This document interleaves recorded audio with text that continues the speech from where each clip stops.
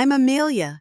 I'm 35 years old, and just hours ago, I buried the man I loved most in this world, my husband, James, in Singapore. Alone, no mom, no brother, not a single soul from my family bothered to fly over. Their reason? Plane tickets are too expensive. After more than 30 hours of flights back to the U.S., I was beyond exhausted. No food, barely any sleep. All I wanted was to see a familiar face, hear a warm voice. So I texted the family group chat. Plane lands at 5 p.m. Can anyone pick me up? My brother replied, busy, just get an Uber. My mom chimed in, why didn't you plan ahead? I read those words and felt my hands shake. My chest tightened like someone had their fist around my heart. Not one of them asked if I was okay. Not one asked if I'd eaten. They just wanted me to handle it myself. So I typed back, it's fine. But inside, I was breaking. Dragging my suitcase out of the airport, I called a car. What I didn't know was that the cruelty waiting at home would make this moment feel almost kind. A dark, freezing house, an empty fridge, and from the kitchen, an odd dripping sound. I stepped closer and froze. Water was pouring through the ceiling, flooding the floor, and I had no idea that just hours later I'd be lying unconscious on the sofa, hypothermic, poisoned by carbon monoxide, and seconds from death in my own home, while my family laughed and toasted champagne at a party. What happened next would shock the entire city. If my story already has you furious and shaking your head, hit like, drop a comment with your thoughts, and subscribe with the bell on so you won't miss what comes next. Every single interaction helps get stories like mine in front of more people, so no one has to suffer in silence. Before the storm, the years I thought would last forever. I remember exactly how it all began, not the tragedy, but the years that felt like the best of my life, years that, if someone had told me, would end with a funeral halfway around the world, I would have laughed in their face. I met James in my sophomore year of college. I was buried in an economics textbook at the library when a tall guy with a giant coffee cup walked by. One slip, coffee all over my book. I glared. Did you just... He froze, then gave a sheepish smile. Oh my God, I'm so sorry. Let me buy you a new one. And dinner? As an apology? I don't know why I said yes. Maybe it was his honest eyes, or the way he said apology, like it was the luckiest chance of his life. And it turned out, it was. We started dating quietly. No drama, no show. Just late-night study sessions in the library, splitting sandwiches between classes, and talking until we forgot what time it was. James listened, really listened. He remembered the tiniest details, how I hated cinnamon perfume, how I dreamed of growing a backyard full of bright red tomatoes someday. 4 years later, we got married right after graduation. The wedding was simple, but to me, perfect. Because when James took my hand in the church, he whispered, from today on, wherever you are, that's home for me. We settled in Portland in a cozy 2-story house. Upstairs was our bedroom and a spare room James called the dream room because he knew one day it would be our child's room. Downstairs was a warm living room and a kitchen that looked straight into my spring garden. James would always tease, if you entered these tomatoes at the state fair, you'd win first prize. I'd laugh, thinking he was joking, but James never said anything about me that didn't come from belief. 10 years of marriage went by like a dream. We traveled whenever we could, spur-of-the-moment mountain trips, last-minute flights just to try a beachside cafe, Thursday game nights with friends. We weren't rich, but we were comfortable. We saved steadily. We were ready for the next step, having a child. Then, last fall, opportunity knocked. James got an offer, 6 months with an international tech firm in Singapore. A career boost, a life adventure. He lit up. 6 months, then we're back. And starting the next chapter. I arranged to work remotely for 3 months so I could be with him for half the assignment. We made plans, places to explore, foods to try, even how we decorate the dream room when we got home. The night before James flew out, we stayed in and cooked a feast together. Candlelight flickered, jazz hummed softly in the background. James held my hand tightly.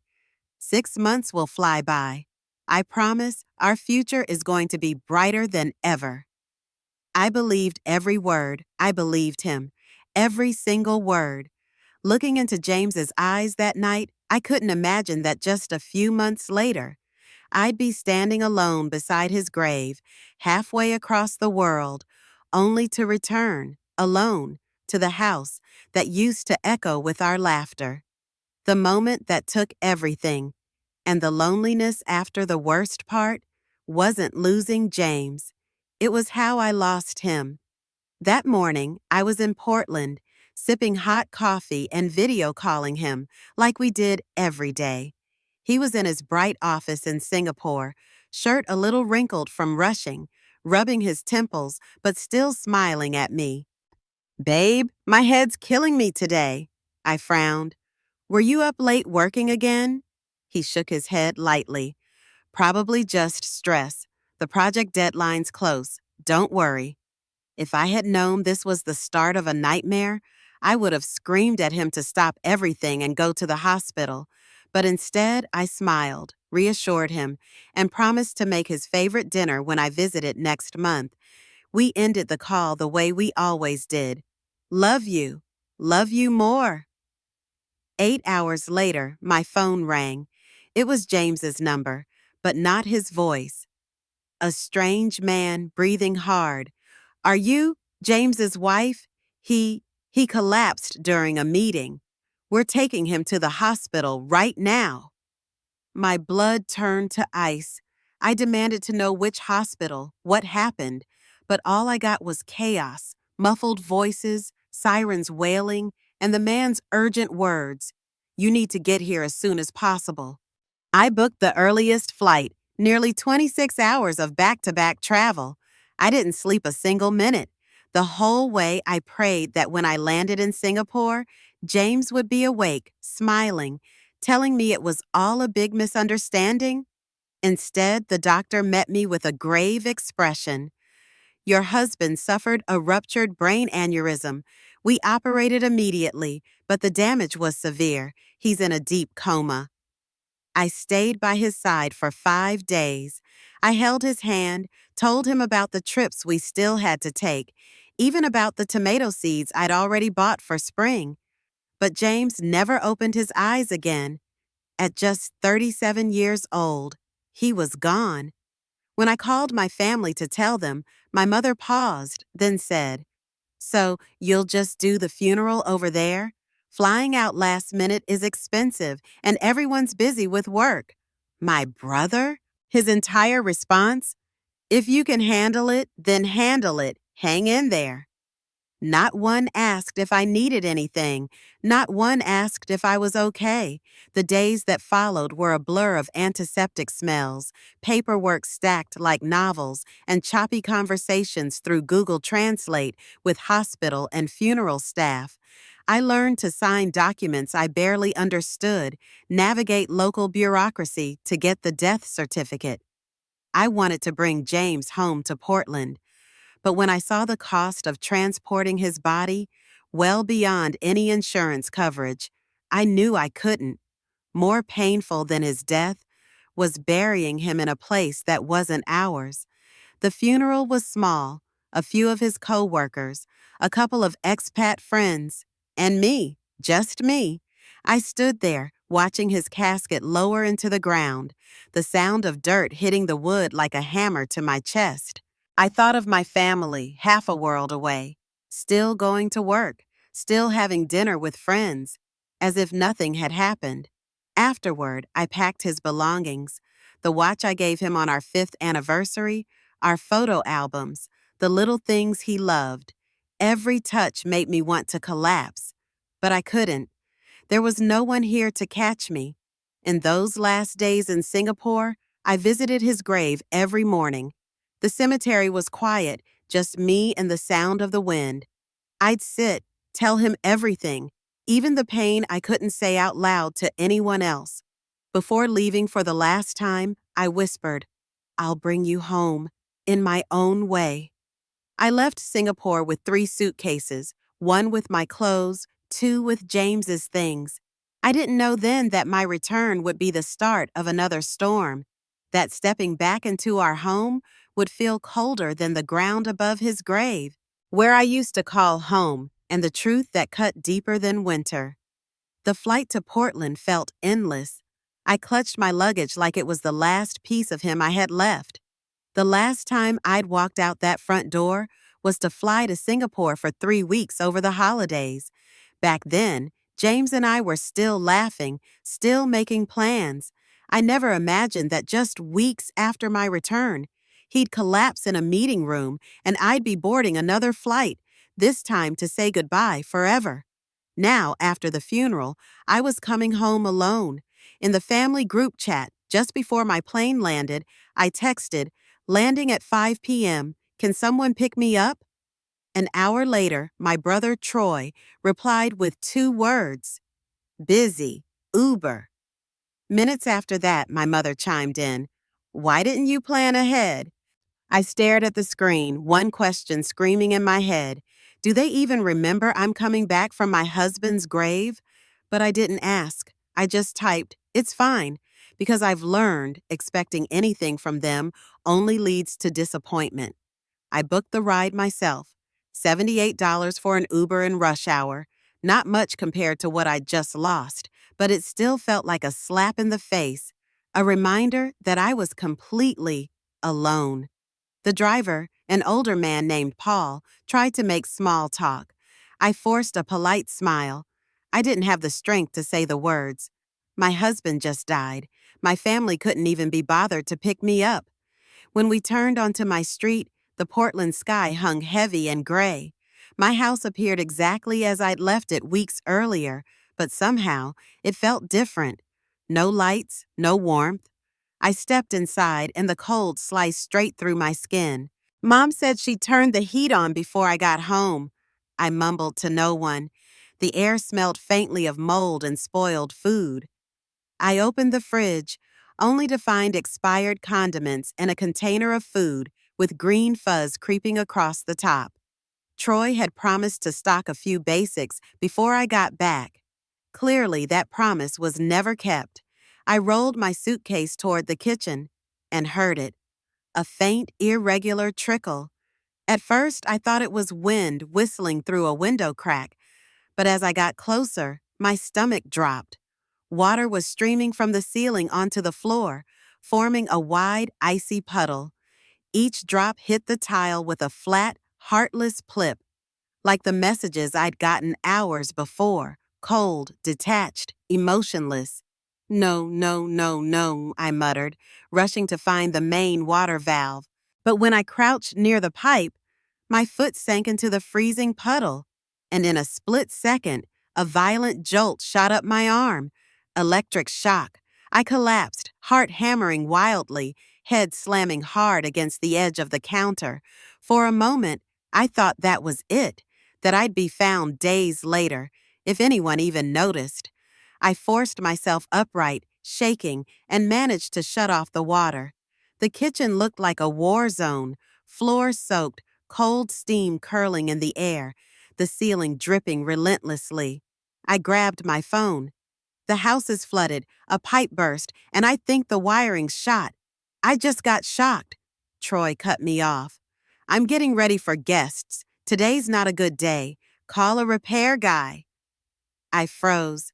"I just buried my husband. I've been home for less than an hour. I'm standing in ankle-deep water, and you're telling me to call a repair guy?" Well, I don't know what else to say. Mom and Dad are probably busy too. I hung up. I knew if I called Mom, I'd just get another excuse. The cold was creeping into my bones. I searched for something to eat and found nothing but a stale pack of crackers. I stood there, eating in the dark, water swirling around my ankles, the numbness spreading.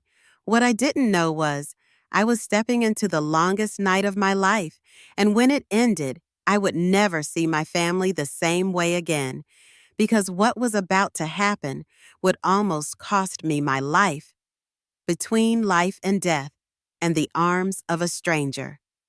I thought I'd hit rock bottom, but I was wrong. There were still darker, colder depths I hadn't yet reached. After shutting off the water, I stood in the freezing kitchen, listening to the slow, relentless drip from the ceiling. The overhead light flickered, buzzing, threatening to die completely. And I knew if I didn't check the wiring, the whole house could lose power in the middle of the winter storm bearing down. I switched on my phone's flashlight and made my way to the basement. The stairs were slick with condensation. With every step, my shoes absorbed more icy water. The basement was pitch black, the smell of damp concrete thick in the air, and from somewhere ahead, a single drop of water fell, echoing in the cramped, cold dark. The breaker box was in the far corner, right next to an ankle-deep pool of water. I crept toward it, struggling to keep my balance on the slick concrete floor. The second my hand touched the cold metal door, bang! A surge like 1,000 needles ripped through my arm, shot down my spine. I tried to scream, but the sound caught in my throat. My body flung backward, skull slamming into something hard. The world spun. Then, blackness. I don't know how long I was out. When I came to, each breath came out as a faint white cloud. I was curled on the floor, clothes soaked, head pounding, warm blood trickling from my temple. My right arm was numb, fingers locked into a claw. I forced myself upright. The house was now as cold as a walk-in freezer. The heat was dead. I stumbled up the stairs, every step dragging like I was wading through molasses. When I collapsed onto the sofa, I noticed my breathing, shallow. That's when I heard it. A sharp, high-pitched beep, beep, beep. The carbon monoxide alarm. Panic hit. The heating system must have been damaged in the flood, leaking CO into every room. My phone was on the coffee table, just a few steps away. But when I reached for it, my body didn't respond. The edges of my vision went soft. The last thought that flashed through my mind was, if this is the end, at least I'll see James again. Then, nothing.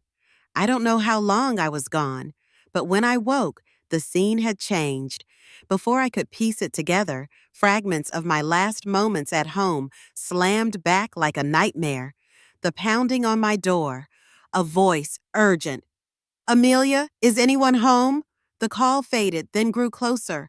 Glass shattering, a door crashing open, footsteps sloshing through water. A woman's voice panicked. Oh my God, call 911. She's unconscious.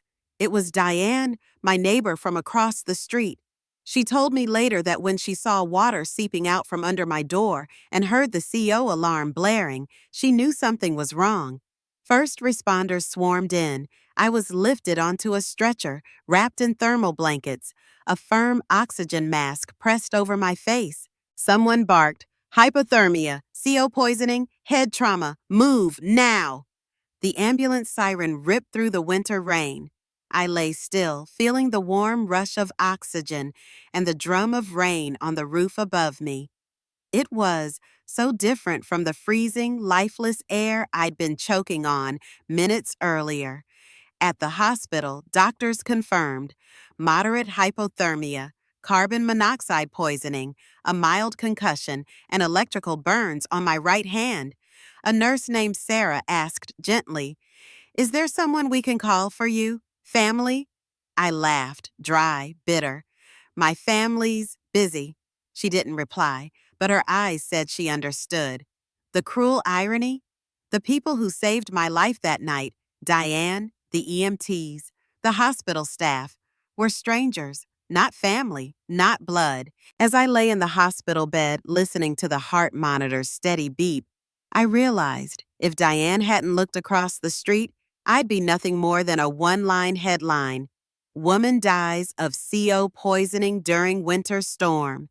I closed my eyes and let the tears spill, not out of fear, but because I finally understood I couldn't keep living as though my family's love would magically appear someday.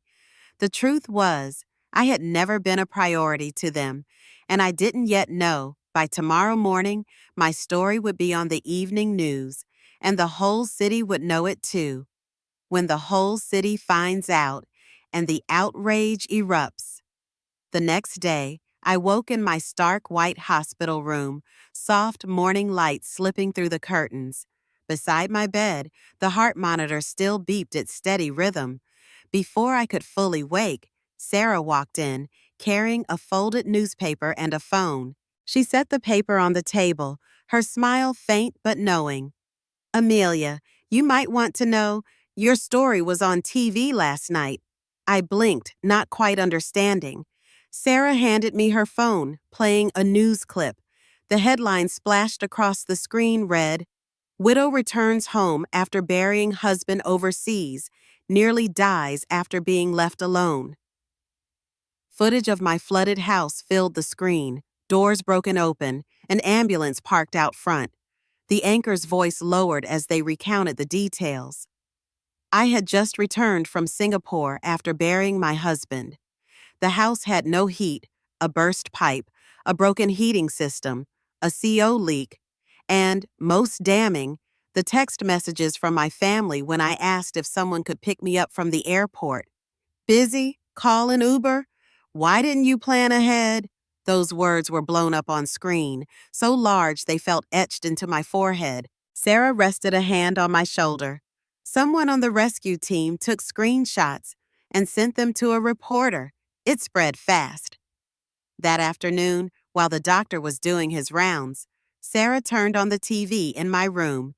The 6 p.m. news was replaying my story. This time with an interview from Diane, the neighbor who had saved my life. I saw water running out of her house. The CO alarm was blaring. I knocked, but no answer, so I had to break in. She was unconscious on the floor. I just feel bad I didn't get to welcome her home when she first came back. They also spoke with one of the paramedics. It's heartbreaking. This was a widow, someone who just lost her husband. All it would have taken was one ride from the airport or someone checking the house before she got back. But instead, he stopped, shook his head. Instead, she nearly died. After the broadcast, social media exploded. The hashtag had no worries, taken from the no worries I texted my family, spread like wildfire. Thousands of furious comments poured in. What kind of family does this? If it weren't for the neighbor and rescue crew, she'd be dead. Heartbreaking. Blood means nothing without love. An anonymous donor set up a fundraiser to repair my home. Within 24 hours, donations had blown past the original goal. A repair company offered to fix all the damage for free. A downtown hotel invited me to stay 2 weeks at no charge, with breakfast and laundry service. A local grocery chain sent food vouchers for the next 3 months. I lay in my hospital bed, watching the notifications light up my phone. Every message, every bit of encouragement came from people I had never met, and my family's phone, silent. Not long after, the door to my hospital room swung open. Troy stepped in first, his face pale. We just saw the news. They're making it look like we abandoned you. My mother followed, her voice already defensive. This is such a distortion. We didn't know your house was in that bad of shape. If we had, we would've. Would've what? I cut her off, my voice low and calm, so calm it startled even me. Would a plane ticket to Singapore suddenly have been cheaper? Would dinner with friends have suddenly been less important? Silence. I turned my gaze toward the window. Outside, the Portland sky was heavy with rain, gray streaks sliding down the glass. In my head, one truth echoed. Strangers had reached me faster than my own blood. That night, Diane came by with a small gift bag, fresh pastries, a few flowers, and a card that read, "Welcome home, though I know it still needs a lot of work." For the first time since James died, I laughed, but deep down, I knew this wasn't the final chapter. My family would never sit quietly while public outrage mounted. They'd want to repair their image. What they didn't know was that I was ready for the conversation they'd never forget. The family wanted to bring me home and take care of me. I said one sentence that ended all pretenses. The hospital room felt like it was made of lead that day. I was propped up against my pillow, IV still in my arm, when they appeared. My mother, Troy, and my father, filing in like a cast of actors ready to step onto a stage. Troy spoke first, wearing a mask of awkward concern. Amelia, this whole thing online is being blown out of proportion. You know how it is. They only took part of the story. My mother quickly cut in, her tone softening in a way that felt rehearsed. Honey, I just want people to understand that our family still cares about you. I was going to tell the reporters that we'll bring you home so we can take care of you. I locked eyes with her, unblinking. Take care of me? She nodded, smiling thinly. Yes, you'll stay in the living room. I'll cook. Your father will drive you to your checkups. We'll get through this together as a family. I sat up straighter, the ache in my temple reminding me I had nearly died just days ago. But my voice didn't waver. Where were you when James was dying? Where were you when I sat alone at a cemetery in Singapore? When I texted asking for a ride from the airport, what were you busy with? When my house flooded, the heat failed, I got electrocuted, and CO was leaking into the air. Where were you then? Troy's jaw tightened. Those were unexpected things. No one could have predicted them. I gave a faint, bitter smile. No one could predict them, but everyone could predict I'd handle it alone. The room went still. My father, usually the quiet one, let out a sigh. Amelia, you're letting your emotions talk. Family has always been there for you. I tilted my head, meeting his gaze. Been there? On social media? Been there to take pictures and post them so people think we're close? My mother's brow furrowed.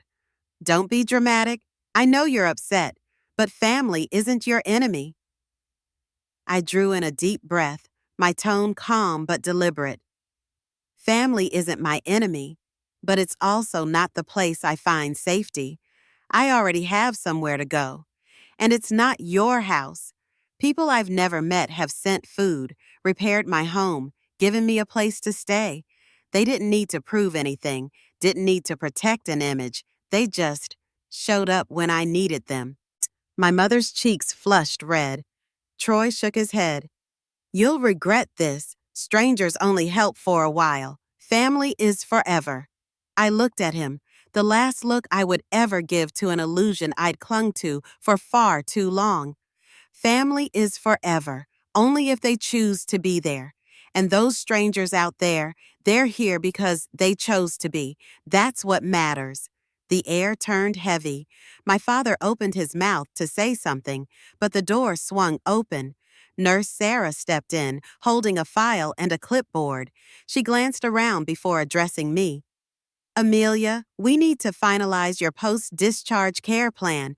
Do you want to go home with your family or stay at the Riverview Hotel the community sponsored? My mother jumped in immediately. Home, of course. She's my daughter. I didn't take my eyes off Sarah. Riverview Hotel. The sound of papers shuffling and pen on paper nearly drowned out my mother's protest. You can't be serious. Strangers can't replace family. I turned back to her, my voice cutting clean through the air. Strangers just saved my life. Family was busy. No one spoke after that. They left the room, their footsteps echoing down the long hall. Sarah looked at me, gave a small, approving nod, as if to confirm I had just done the healthiest thing for myself. I leaned back into the pillow, feeling an unfamiliar lightness. One door had just closed, but another was opening, leading me somewhere I could actually start to heal. What I didn't yet know was that this decision would fracture our relationship beyond repair. From ruins to peace. when I chose strangers over family. 2 days later, I left the hospital with a small backpack of personal items and a thick folder of medical records. The Riverview Hotel's car was already waiting at the curb. I slid into the back seat and watched the hospital gates shrink in the rearview mirror. It felt like walking away from a battlefield, carrying both my wounds and the most important decision of my life, choosing to stay where there was human kindness, not where there was shared blood but coldness. The Riverview Hotel sat on the riverbank, my room on the 8th floor, with windows opening to an endless stretch of water. When the staff brought in my bag, I noticed the fridge was already stocked with snacks, bottled water, and a few containers of hot soup. On the table sat a white orchid with a card, wishing you a speedy recovery, from the hotel team and the community that cares about you. I couldn't remember the last time my family had done something this thoughtful, or if they ever had. The first few days at Riverview, I slept a lot. My body was still weak, the wound on my temple needed care, and the electrical burn on my right hand made it hard to grip things. But each morning, I opened the curtains to let the sunlight flood the room, something I rarely did back in my old house. A week later, I began attending a support group the community had recommended. We met every Tuesday and Thursday at a small community center, chairs arranged in a circle. At first, I planned to just listen, but when my turn came, I heard myself say, I lost my husband, and realized my family had never truly been there for me. The hardest part isn't the grief, it's realizing I can't expect them to change. The group facilitator, Eleanor, nodded. You can't control how much they give, but you can control how much you take in. That's how you protect your heart. Her words stayed with me for weeks. Alongside therapy, I worked with the home restoration crew. They didn't just fix the plumbing and heating. They installed a CO detector, reinforced the pipes for winter, and gave me a smart thermostat I could check remotely. After each task, they smiled and said, now you're home safe for this winter and many more. I realized safety wasn't just walls and a roof.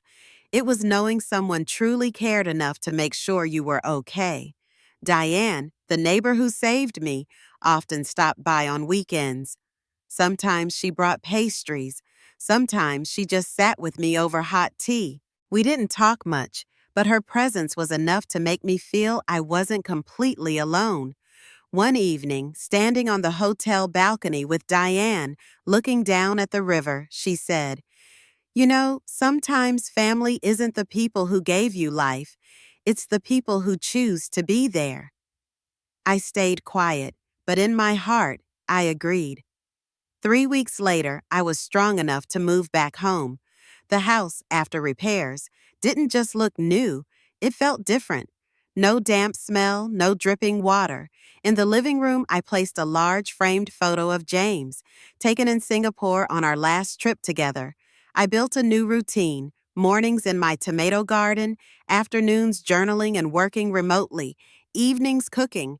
I still went to my support group and sometimes took walks with Diane around the neighborhood. My family? They still sent the occasional polite text. How are you feeling?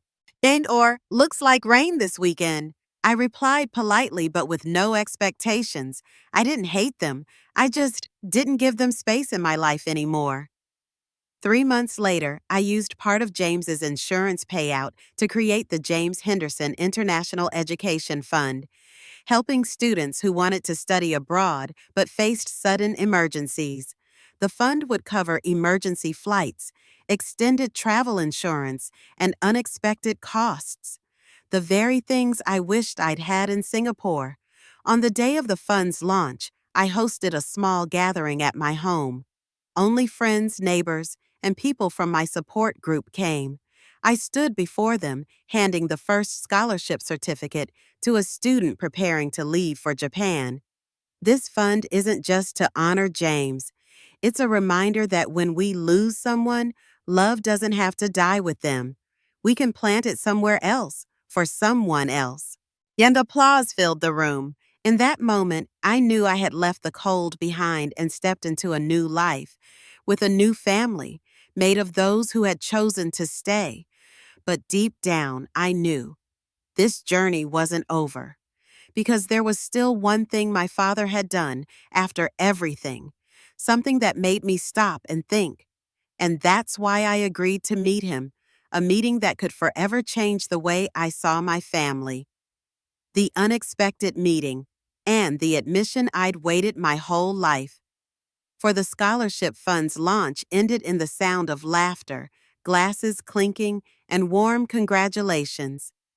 When the guests had gone, I sat alone at the dining table, watching the golden light reflect off James's photo.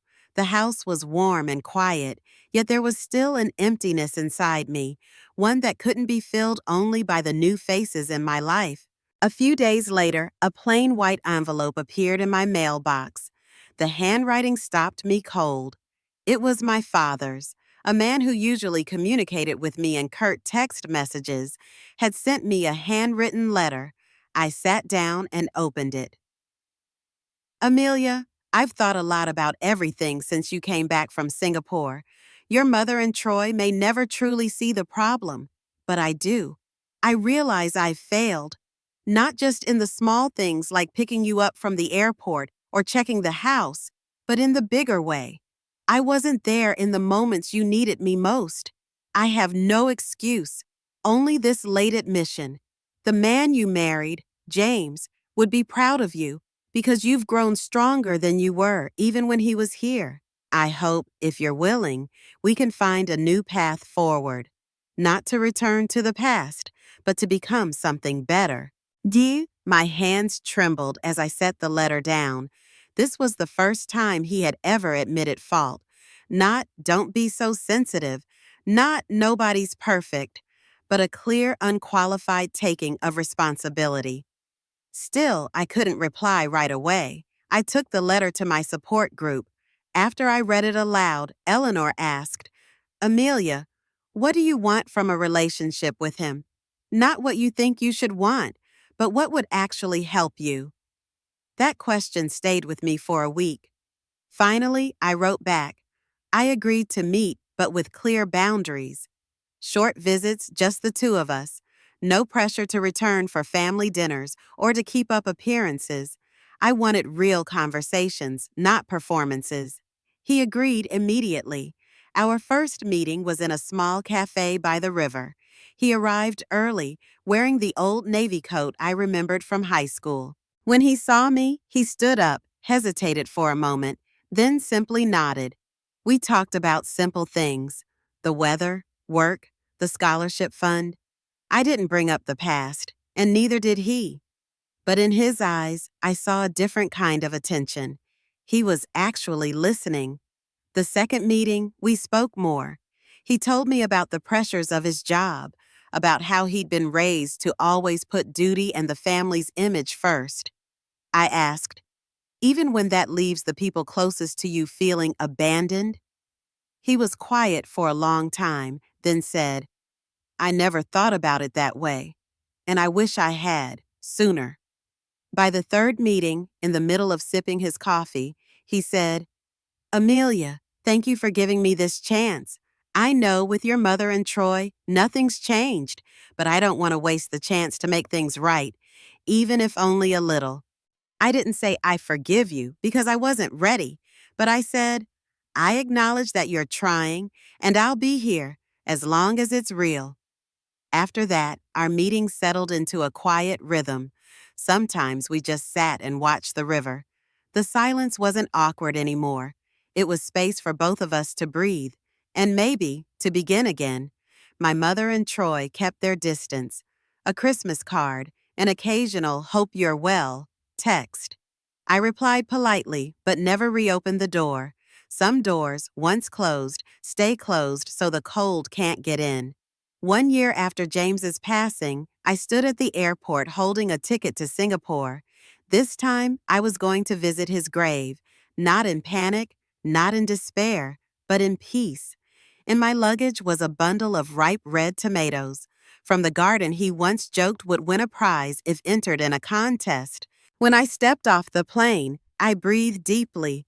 The city was as busy as ever, but inside me was a strange stillness. I went to the cemetery at dawn when the grass was still heavy with dew.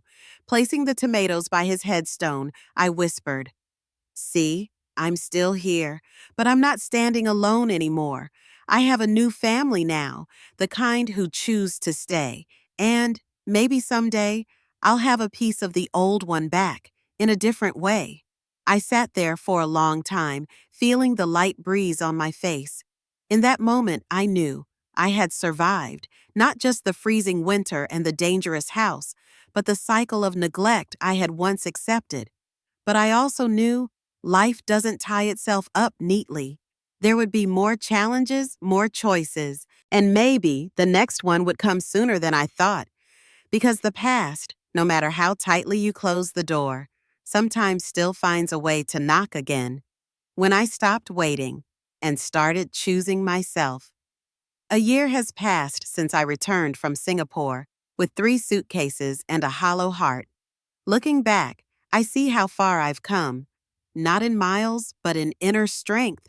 Back then, I thought I'd never recover from losing James or from my family's abandonment.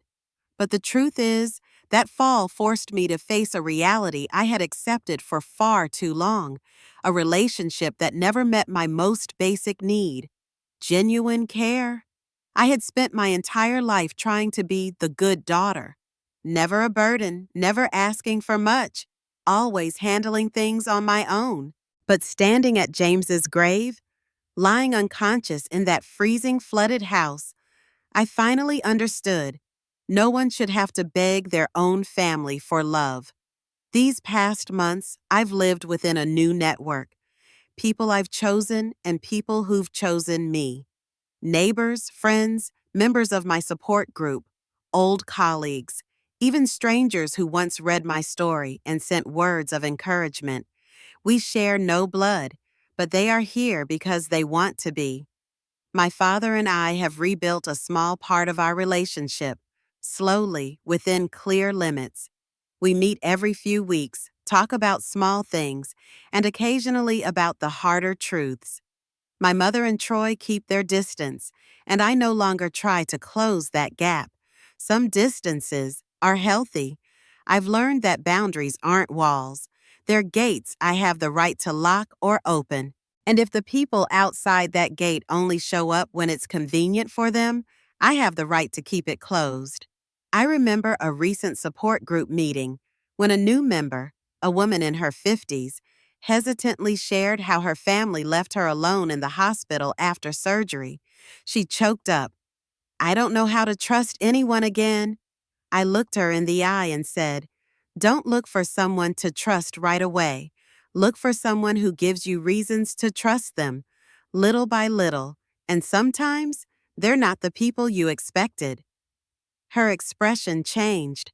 I knew that feeling, that moment you realize you're not alone in this kind of pain. Every time I step into my garden to tend the tomato plants, now part of my morning ritual, I think of James. He used to say, "You can grow anything as long as you tend it with your whole heart." I realize now that's true not just for plants, but for people and relationships. If something keeps withering no matter how much love you pour into it, maybe the problem isn't you. Maybe it's the soil that can't sustain life. And I've chosen a different soil. My story once spread across social media, sparking outrage from thousands. But to me, the real meaning wasn't in the noise. It was in how my story became a reminder to anyone enduring neglect. You are not wrong for wanting love, and you are certainly not wrong for walking away to find it elsewhere. If you're hearing these words and they strike something deep inside you, I want you to know this. Your worth does not depend on whether others recognize it. Some people will never understand, never reciprocate, but somewhere in places you might not expect, there are people ready to hold your hand through the storm. Don't be afraid to set boundaries.